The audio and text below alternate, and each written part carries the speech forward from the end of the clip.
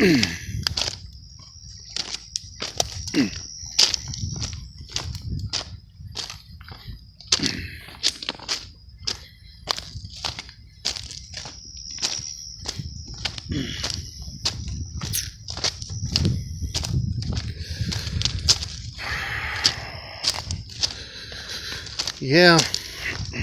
here I am again,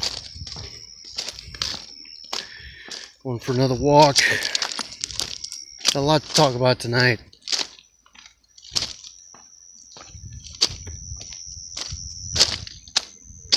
I've been hashing this over, and this might be a longer segment than I've been doing. I'm going to call this as identity politics. That's what I'd like to discuss, and that's what we really need to address right now, is identity politics and what it's doing and what it has done to our society. A good example of identity politics, and you hear this constantly being thrown around out there. And, you know, even where I went to school, they would throw these ideas around a lot. Like, again, and like I said, the communities that have been the most affected by this identity politics, which is cultural Marxism, actually, are the blacks and the American Indians. And just for the record, I actually am part American Indian on my father's side. If you saw a picture of my granddad, you would know that he had that blood in him. You know, he was very dark-skinned.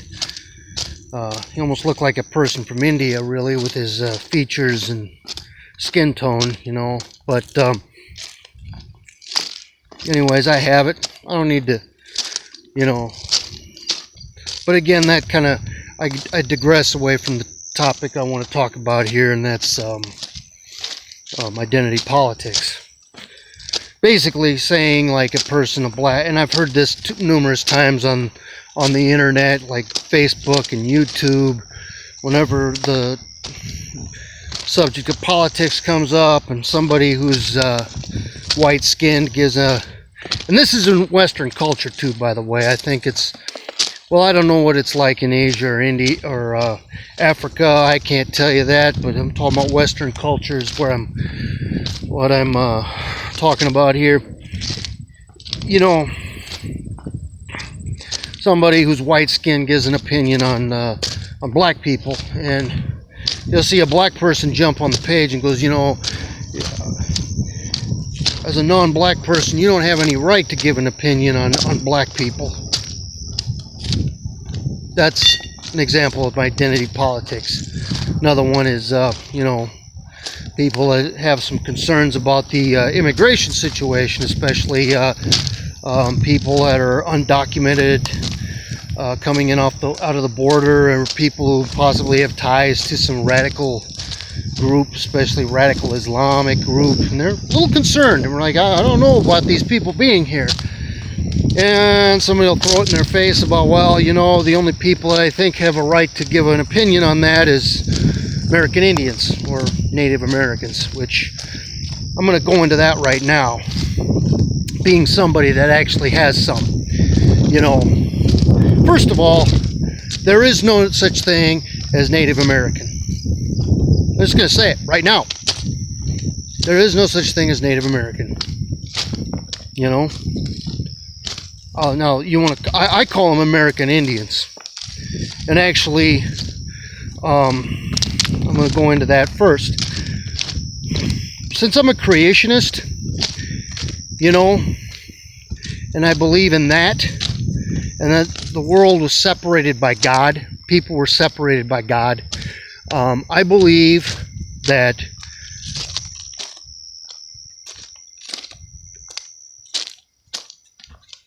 excuse me a second. Yeah, just taking a hit on my cigar there. Collecting my thoughts. Anyways,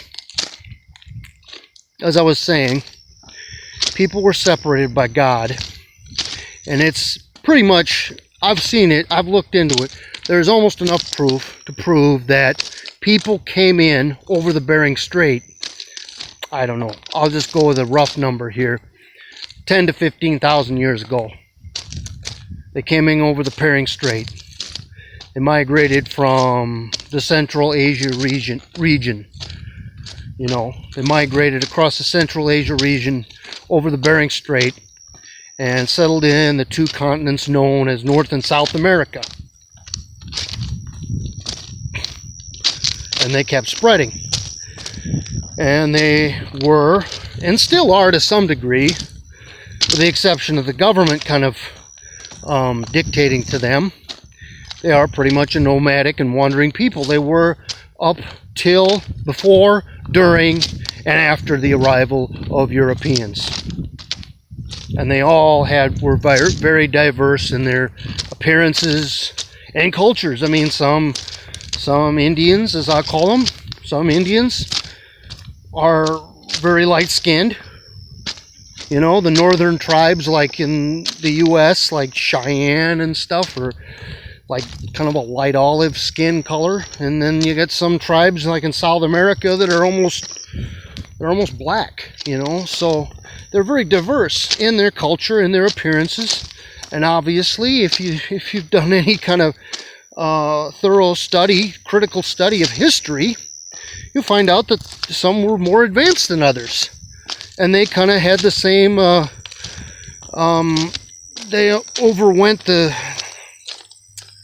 they used the same methods of kind of divide and conquer that the Europeans did in taking over land and stuff. And they were seen as separate nations, you know, here until the arrival of white people. So there it is, you know.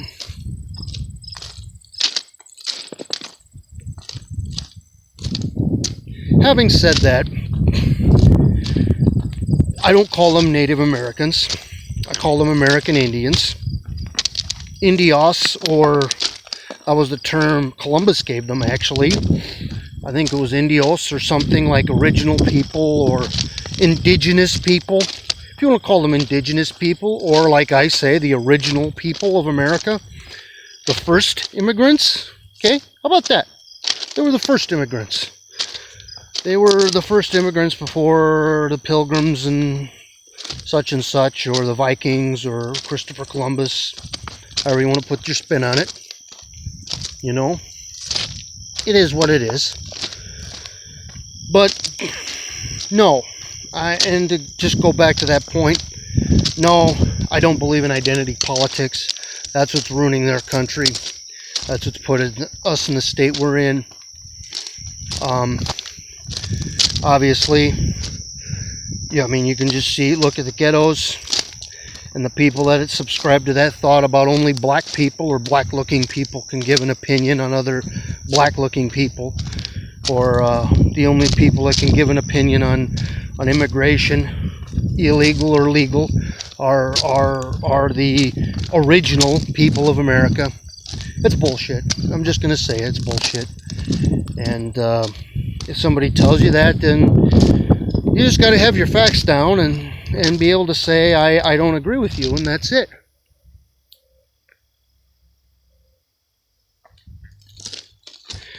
Hopefully you don't end up losing a friend. If you do, then you really just find out they weren't a friend to begin with. So having said that, that's just the way that ball bounces, and that's just life, you know.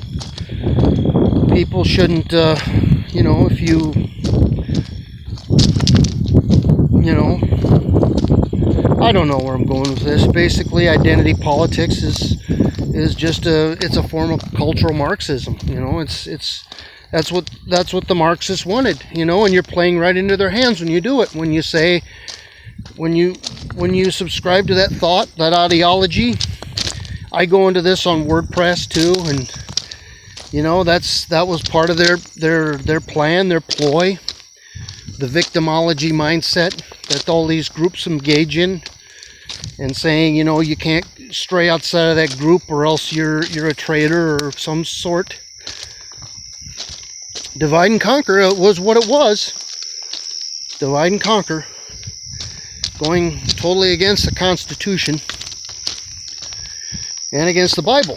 You know, those two things are what made America what it was.